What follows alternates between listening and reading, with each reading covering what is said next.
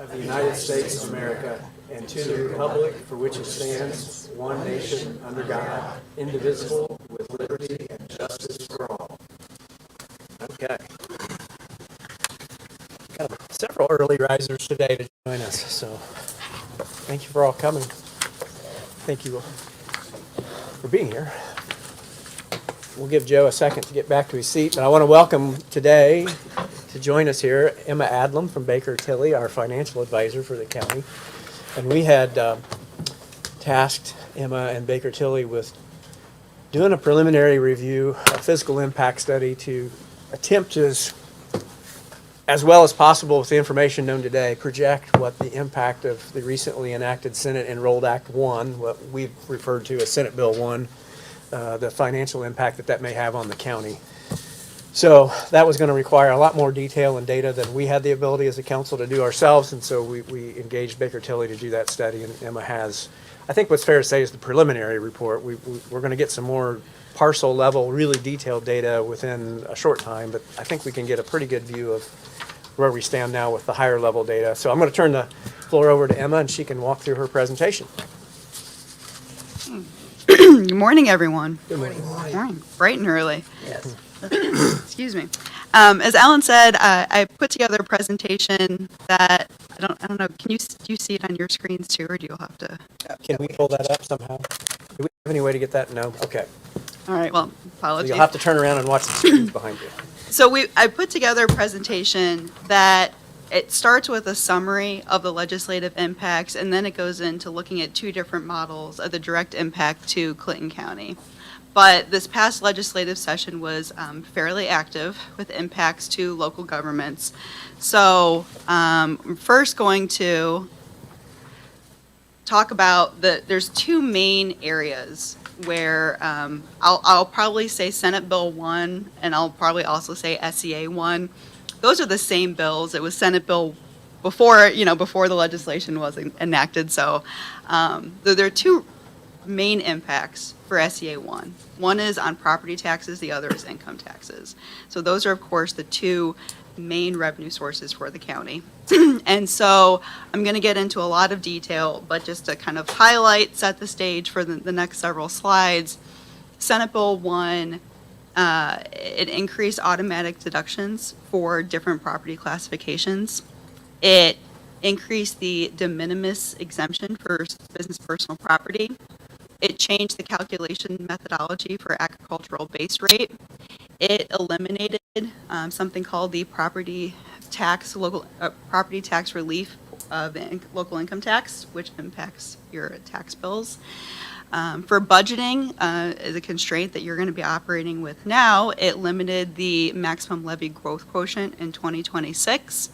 And then it also changed the local income tax structure beginning in 2028.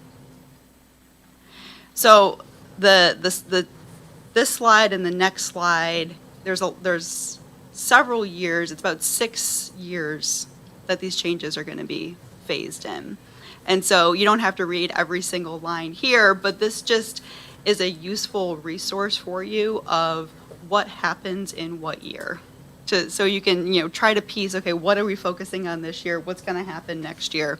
So right now in 2025, as you're working on your budget for next year, that maximum levy growth quotient is capped at 4%. And the other piece is that there are new controlled project thresholds that were effective starting in July. Taxes payable 26 is when a lot of the real changes really kick in. And you're about to get your 2026 certified net assessed values, but in those, the new deductions that I'll be covering, they are starting to be phased in. And then 2027 is when that business personal property begins, the change of the de minimis. So to start with the change in the homestead property deductions, that in 2025, I'm going to start on the left-hand side. So in 2025, there are two deductions applied to homestead properties. And so this is when you get your gross assessed value from the assessor. That is the total assessed value of your property. And then there are deductions that decrease your assessed value to get to the net assessed value that you're taxed on. And currently in 2025, there is something called a standard deduction of $48,000 and a supplemental homestead deduction of 37.5% of the net assessed value. The standard deduction, if you look from 26 to 2031, the standard deduction is being phased out. So in 26, it's still 48,000, but then by 2031, it becomes zero. The supplemental homestead deduction is going to steadily increase up to 66.7% by 2031. So if you think about your gross assessed value for a homestead property, basically by 2031, 2/3 of your assessed value will be deducted and from what your tax base is. There are new credits applied to homestead properties. The first new credit is the supplemental homestead credit, and that is the lesser of $300 or 10% of the net property tax bill. There's also a 65 and over credit and a disabled homeowner credit. Those used to be deductions. So they used to be dollars that were taken out of the net assessed value if you qualified. That now credits are deductions to the actual tax bill. So after your tax bill is calculated, after you have circuit breaker credits applied, local income tax credits applied, then these new credits are applied from your tax bill. So they come out at different points as opposed to deductions. They're now taken out at the end as credits. Emma, can I interrupt? I just want to say, Yes. This morning, Emma did send me an electronic copy of this, and I'll provide it to all the council and to the department heads. Sorry, that's true. I see So you I taking should have said that furious before, notes. but everybody will get a copy of this. Yes. So. Thank you, Alan. And please, stop me if you have questions along the way. I don't need to just talk straight for 20 minutes. So if you have questions, and if something isn't clear, please ask as I'm going through this. So just to take a look at what do these new deductions mean to the net assessed value? This is just an illustrative home value, which is the average home value in Indiana, that is about $241,000. That with today's deductions, the net assessed value, or that taxable value, decreases to about $120,446. With the new deductions added in, it goes down to about $80,000. I know there's the giant caveat of, well, property values do increase over time, and it's not going to be just $240,000, but just to help you get a sense of the impact of just the deductions alone.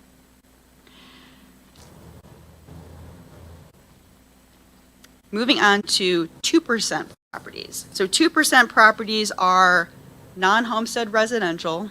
So if it's a property that has it's a second home, or if it's a rental property, long-term care facilities, agricultural properties. These count as 2% properties. And these properties, sometimes they can have an abatement, like an apartment occasionally will have an abatement, but typically there are not deductions on 2% properties. They are now going to have automatic deductions applied to their gross assessed value. Starting in 26, it's 6%, all the way up to 33.4% by 2031. So just thinking about of all the 2% property in Clinton County, by 2031, it'll have a 1/3 decrease in the net assessed value. So the net result of all this is a shrinking tax base. Exactly. Business personal property is another piece that will impact the tax base. That currently there is something called a de minimis exemption. That if a company's business personal property is $80,000 or less, it's exempt from taxation. And this de minimis is increasing from $80,000 to $2 million. So not payable 26, but in payable 27, this exemption starts. And that there is another new piece that as a company replaces its existing equipment, that new equipment placed in service after January 1, 2025 no longer is subject to something called the floor. That in Indiana, business personal property there are depreciation schedules. Depending on the useful life of the property, it can be depreciated all the way down to potentially 5%, depending on the useful life. Currently, there is a minimum value of 30%, that even though the depreciation might go below 30%, there's a 30% minimum. New equipment placed in service after January 1, 25, that 30% floor will be eliminated, so it can be depreciated below that amount. With an exception if it's a piece of personal property located within an existing TIF area. All right, what does that mean for your existing tax base? You know, if you're thinking about changes in 1% property, changes in 2% property, changes in business personal property. Starting with the more colorful chart on the left, this is based on your 2025 assessed values. This is the composition of your assessed values. That the green color is the 27% is the 1% homesteads, 2% is the rental, residential, agricultural, long-term care. 3% is the blue, that's 16%, and business personal property is 19%. Take that 19% business personal property and you want to know how much we're estimating it to be part of that new de minimis $2 million amount. That's that pie chart on the right where we're thinking about 21% of that 19% will potentially be eliminated because we're estimating it to be part of the new de minimis value. Any questions on this piece or anything I've covered so far? Can you make that very last statement again? So the de minimis personal property, where if the acquisition cost is $2 million or less, we're assuming of your pie of business personal property, about 21% of the business personal property falls under that new exemption, so would be taken out of the tax It would base. go away. Yeah. Thank you. Another piece impacting levies and tax rates for all communities is this maximum levy growth quotient, which I mentioned earlier, but I want to touch on a little bit more. That as I know as a council, you're well aware that the majority of your funds are subject to levy limitations, that you have a maximum levy that you're allowed to levy, and that each year there is a formula for how much that levy can increase. And that based on the formula for 26, it was going to be about 5.6%, but the legislature capped it at 4%. So instead of your levy growing by 5.6, it can only grow by 4%.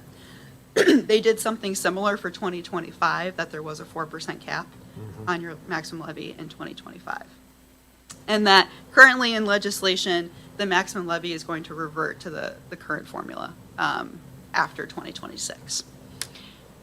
You don't have to worry about the last bullet point until 2029 for budget year 2030, but if you want to increase your levy for 2030 from your 2029 level, there is an additional ordinance public hearing that you have to follow, but that's not for a couple of years. So now I want to kind of talk about, we have changes in assessed value. How does that impact tax rates, circuit breaker? How does the income tax piece change? How does that impact your taxes? So circuit breaker credits. This is a confusing concept, so please ask me if things don't make sense to you, but depending on the type of property, you are capped at what your tax bill can be. And that if your computed property bill is over this cap, then those taxes are not paid. And so that loss is distributed amongst the various taxing districts, so the county, city, township. And so these are called circuit breaker credits or circuit breaker losses because it's a credit or a reduction in the tax bill. So residential properties are capped at 1%, 2% or other residential, agriculture, long-term care facilities capped at 2%. Commercial, industrial, both real and personal have a 3% tax cap. And I'm going to add a note at the bottom that if it is a tax rate that was approved through voter referendum, that is outside of the tax cap. So Frankfurt Schools has a referendum rate in place, so those caps are actually a little bit over these stated amounts because of those referendum rates. So what does a sample property tax bill look like? Just to kind of try to put the credits, you know, sometimes I'm a visual person, sometimes I like to see numbers. So if you have a 2% residential property, like think of an apartment building, that tax cap is 2%, so it'd be $10,000. Currently, there are no deductions. And so with a just under $4 tax rate, that tax bill would be almost $20,000. But because of that tax cap, there is almost $10,000 of circuit breaker credits generated on this parcel. So this parcel just does not pay $9,958, and that loss is allocated to all the overlapping taxing districts.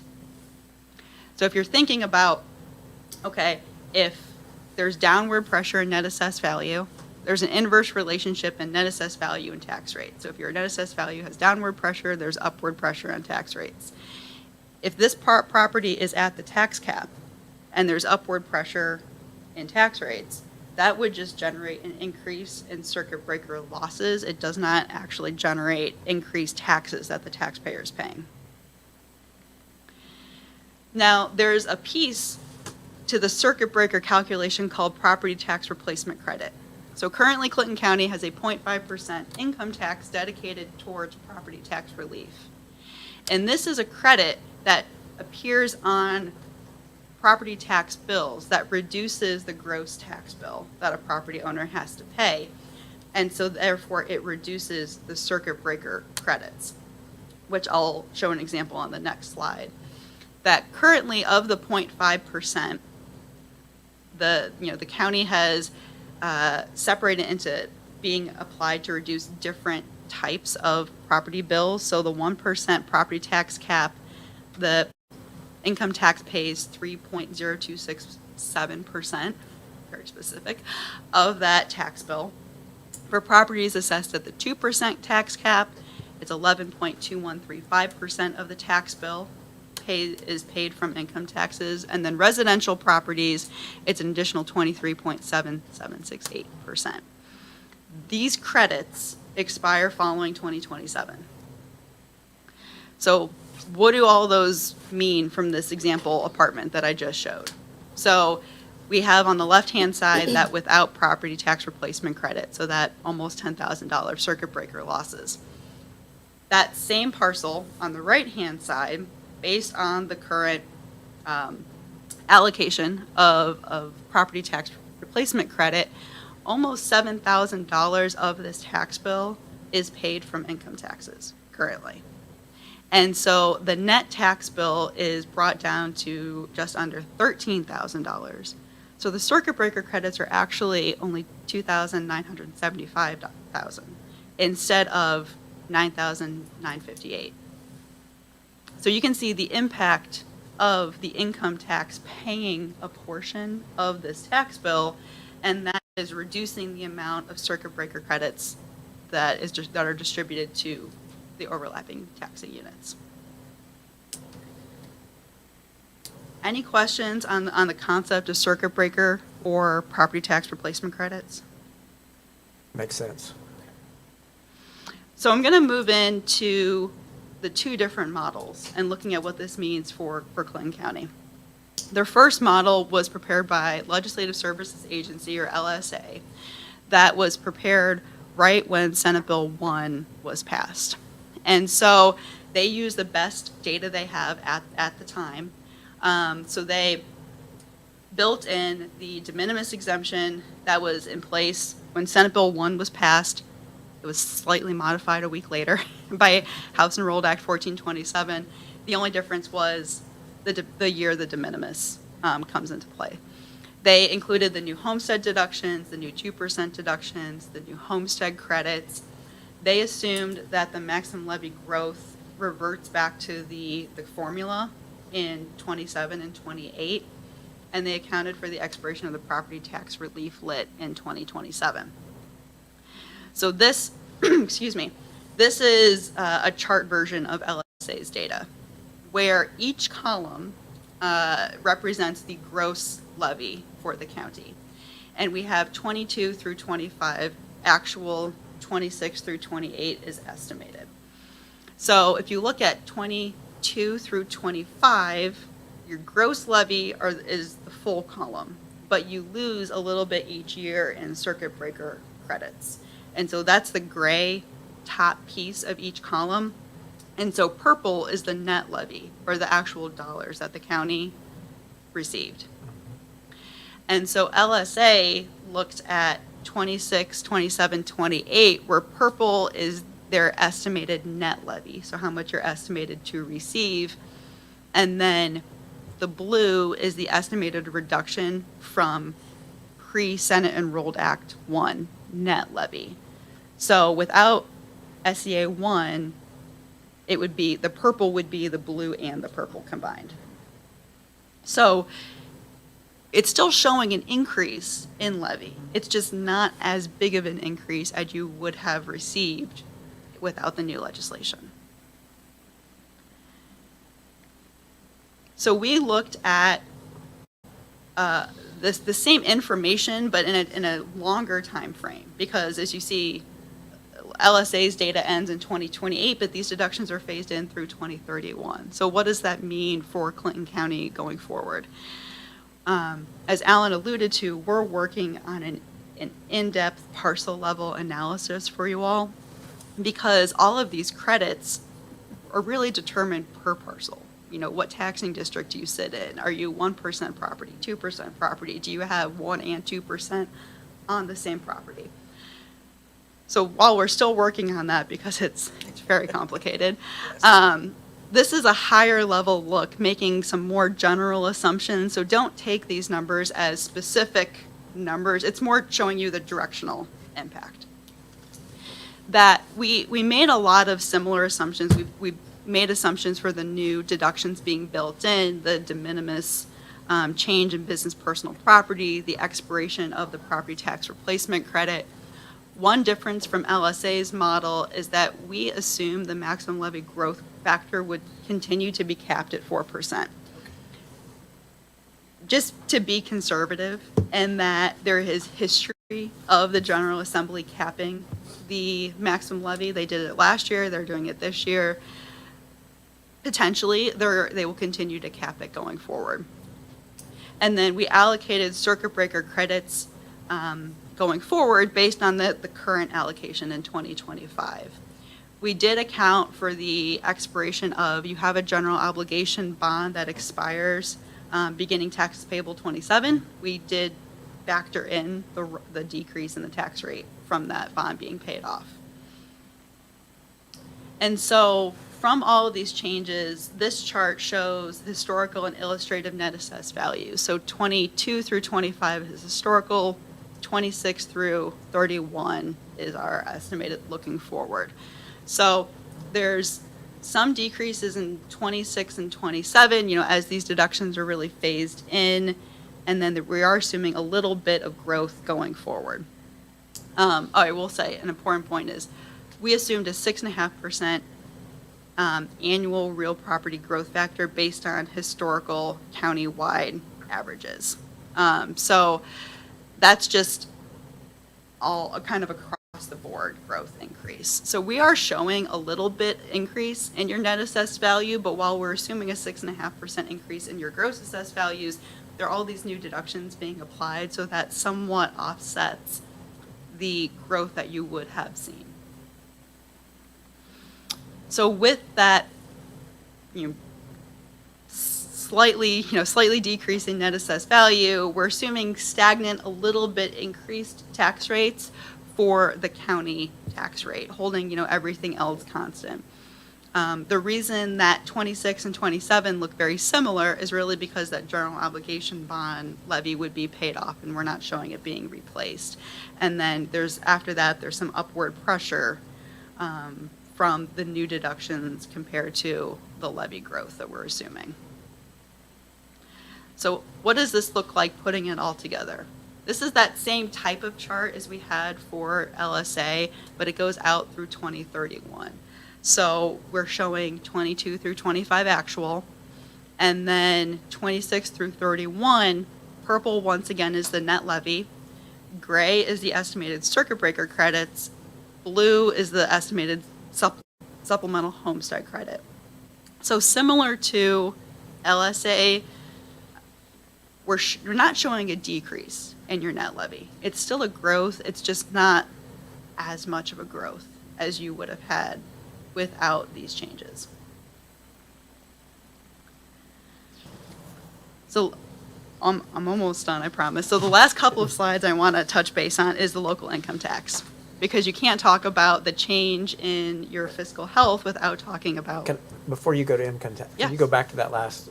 Yep. So I'm surprised to see as you go right that circuit breaker loss is not yet bigger as the property tax replacement credit is phased out, because you had showed how big of an impact that was on the tax bill.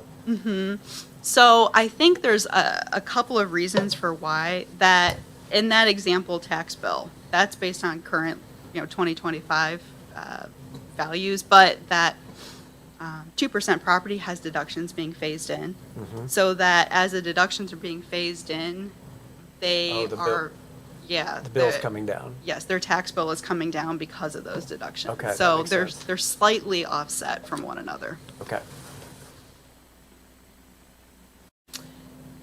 So to set the stage for what the changes are for local income tax, this is the current local income tax structure.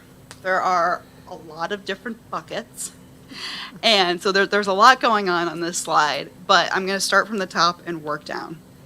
So on the on the left, there is a bucket called property tax relief, that the maximum allowed is 1.25. Clinton County currently has a 0.5% income tax dedicated towards property tax relief. The middle group is called the expenditure rate, and within the expenditure rate, there are 6 different sub-buckets within the expenditure rate. The maximum amount is 2.5%, and of that expenditure rate, you have 1% dedicated to certified shares, which is, think about general county services, 0.5% for public safety, 0.25 for economic development, 0.2 for correctional and rehabilitation facilities, 0.2 for EMS. And then you can see at the very bottom what your estimated 2026 distributions are for each of these different buckets. This whole structure is basically eliminated after 2027, and the whole structure will change to this new structure, that the county can adopt up to 1.2% for general county services. And unlike certified shares, where there's a 0.1% tax currently, but that's distributed not just to the county, but that 0.1% is distributed to cities and towns as well. So the new 1.2% would be kept by the county for county services. 0.4% for fire protection and EMS services that would be allocated to municipal fire departments, volunteer fire departments, fire territories, fire districts. Up to 0.2% for non-municipal units like townships and libraries. Up to 1.2% for municipalities of 3,500 or less, and that these top 4 are adopted by the county council. The non-municipal units and the smaller towns, those are upon petition from them, but it's the county council that actually make that adoption. And then larger municipalities greater than 3,500 population adopt their own municipal lit of 1.2%. So what does this look like in estimating revenues for Clinton County? On the left is blue. This is adding all of those different buckets together for 25 and 26. So in 26, adding up all those buckets, the DLGF's estimate is about 9.6 million.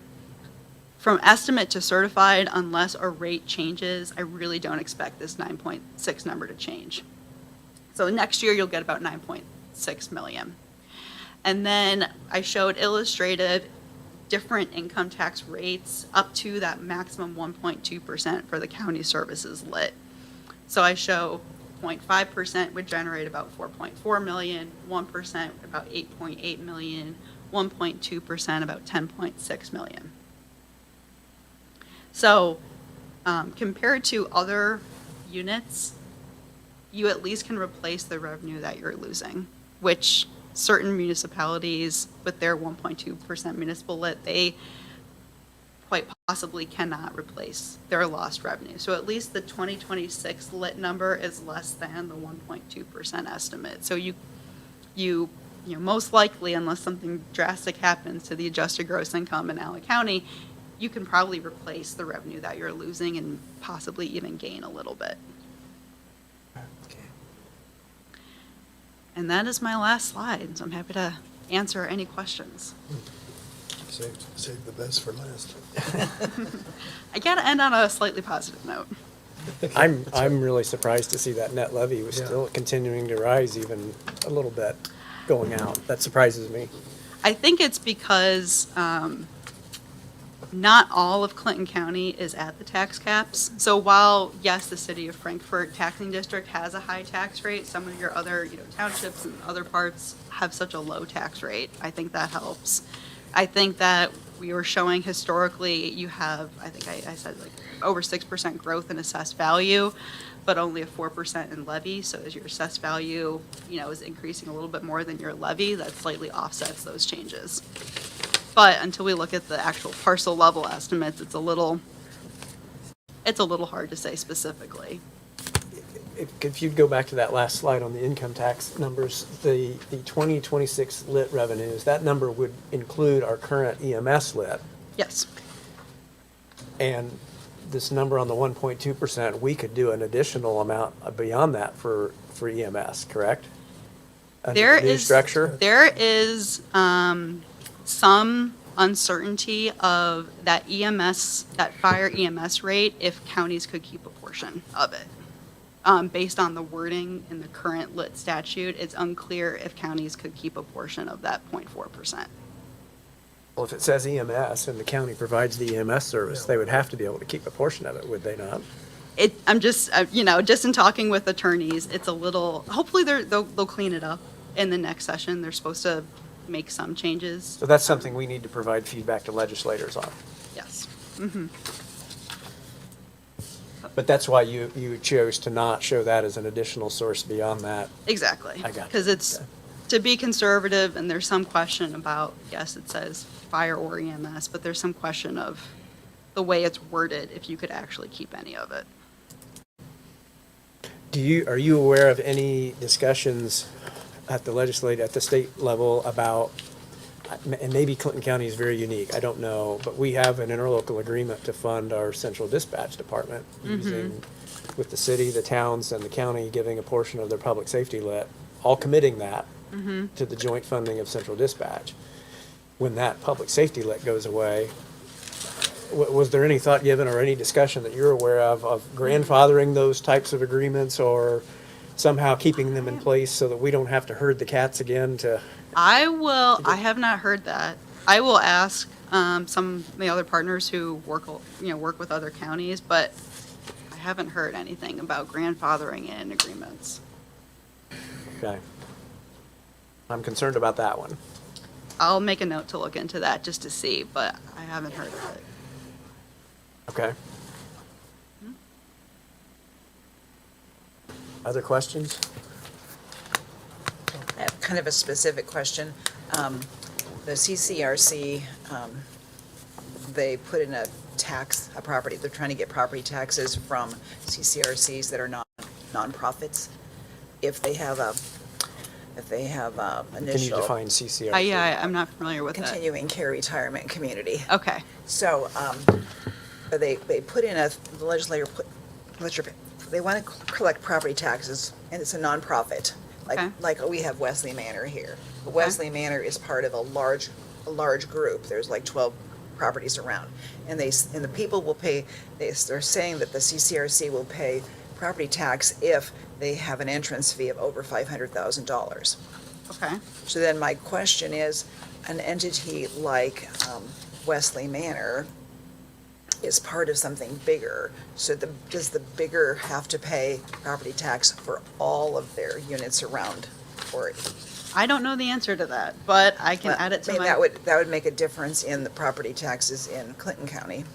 So they're currently tax exempt? Yes. Okay. I don't know the answer to that question, but I can ask to see if I can find It's out. just for you. interesting to see what that's gonna do. That's, if it's specific to the corporation that owns, you know, all the locations, or individually, they're looked at differently for property taxes.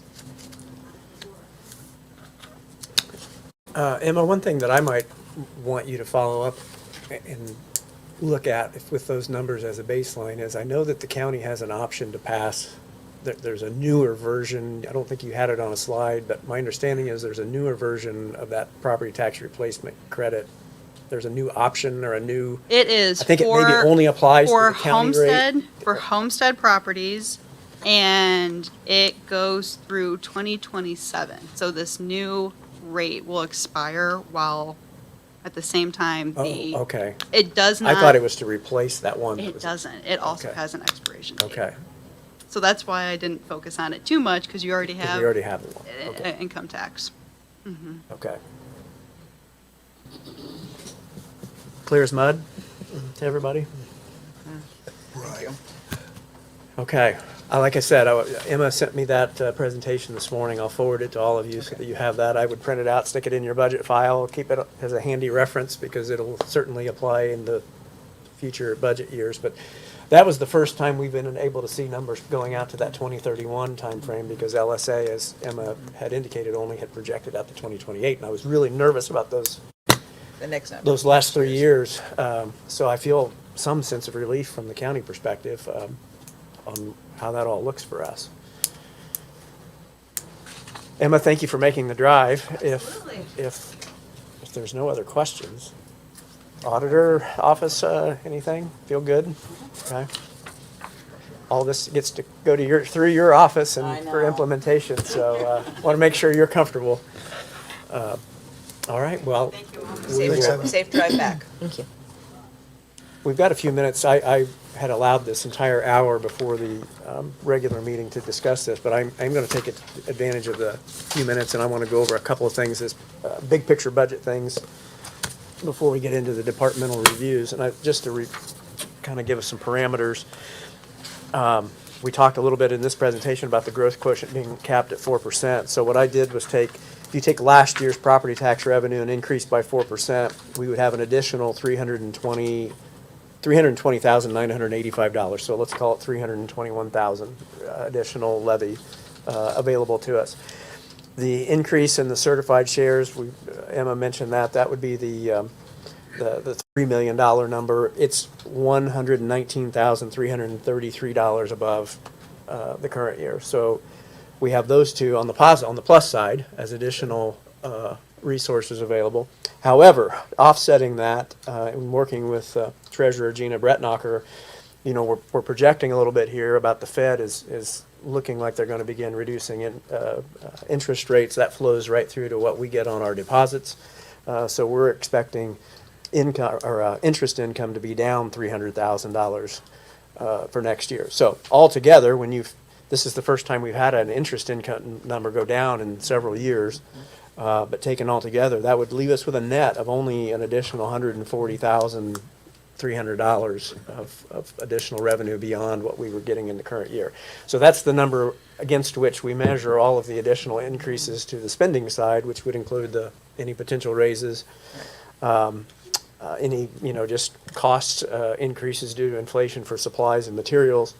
And then the big one, I guess the one I want to give special note to is health insurance. That is the single biggest line item in the entire budget. And I've got, I don't have it handy. It's in my folder. I'll dig it out and I can pass it around. But for 2024, we have not received any renewal offers yet for our insurance plan. But what we do have is we get monthly performance updates that compare the claims paid out by the program versus the premiums we pay in. So for 2024, the full 12-month period, we paid out, or the insurance company paid out $3 million in claims, a little over $3 million in claims, while we only paid in $2.1 million in premium. So that does not work well for the insurance company, so they are going to ask for more money. For the first 5 months, which is the latest numbers that we have through May, we're running $455,000 the wrong way. So we're still on that track of about $1 million off. If you carry that through, that insurance company is very likely to come and say, hey, your premium needs to be $3 million, not $2.2 million. I'm expecting a very, very, very large increase in what that premium would be. Now, that's to keep the plan as it exists today. So there's nothing to say we can't change the plan to try to fit it into our budget. But I think that, if you say from 2 million to 3 million for easy numbers, that's a 50% increase. We have in our budget a projection for a 10% increase, because that's all I felt like we could possibly reasonably absorb into this budget. 10% on 2.2 million is 220,000, which has already used up everything that I said that we had as additional resources. So when this is all said and done, I think that I want to compliment the department heads. I thought they came with really good budgets. They were conservative budgets. They did exactly what we asked them to do.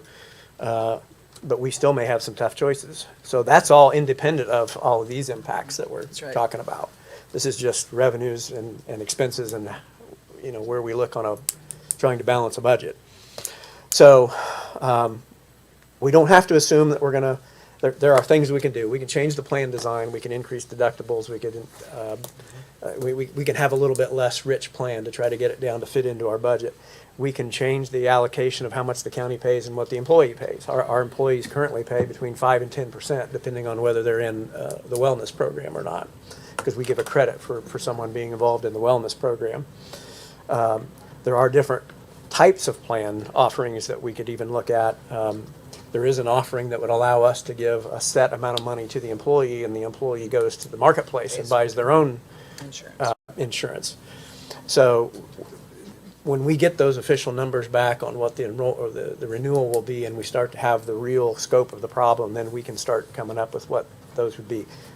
But I think from our perspective, we need to be we need to adhere to that 10% level. Maybe we could find some money to reorganize and go to 12 or something like that, but we just don't have the resources to go much further than that. So as far as it fits into this budget, I think we need to stay pretty Tight. pretty set with that 10% level for now. When are you supposed to get numbers from the insurance? So we have put it out for bid, so it's Okay. gone into the market. We expect to have numbers from Anthem. So remember, just to reset, Anthem bought IU health plans.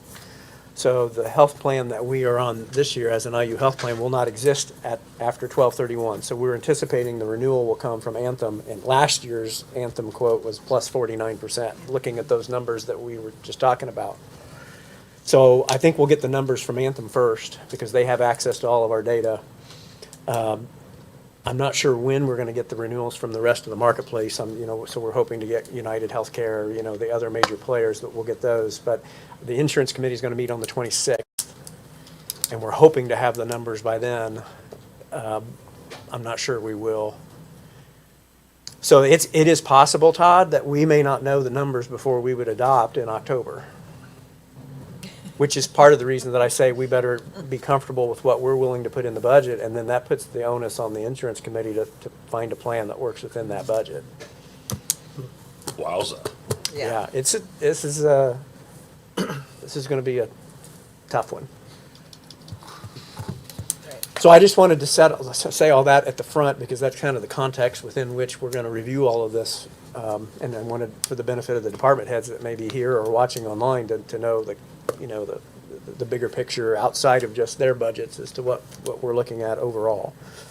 And the county does not have, they're not partially self-insured, right? No, we are fully insured. Fully insured. So, and the reason is is exactly what's happening here in this last, say, 12 to 24 month period. So a fully insured policy means that you pay your premium, that's it, that's the only exposure you have. If you're partially self-insured, you pay your premium, and then you do have some exposure to those claims going up where you have to pay a portion of them. We have nearly half of the claims that we have out of that $3 million are from 12 individuals. So we have some high users that have medical conditions that are hitting the plan hard. We don't know because of HIPAA laws who those are, what the really, we have some general categories as to what those things might be, but whether those conditions continue on or will be resolved through a surgery or whatever, we don't really know.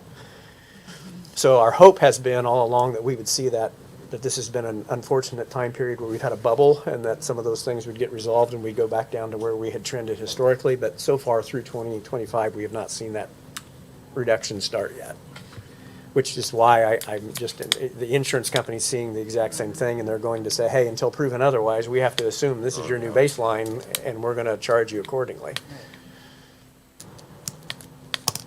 So we will keep you up to date as we learn those renewal numbers, but we don't have anything definite to work on yet. Okay, so we've got a little bit of time here. We'll take a short break, recess the budget hearing. We'll come back, have the regular meeting, and then start diving in after the regular meeting with the departmental budgets. Okay, so we'll reconvene at 9. Man, so what is the health insurance committee doing? When I was on there, it was pretty boring. Well, you know, it has been boring even through this most recent year. We have no, We're going to earn we our have no paycheck.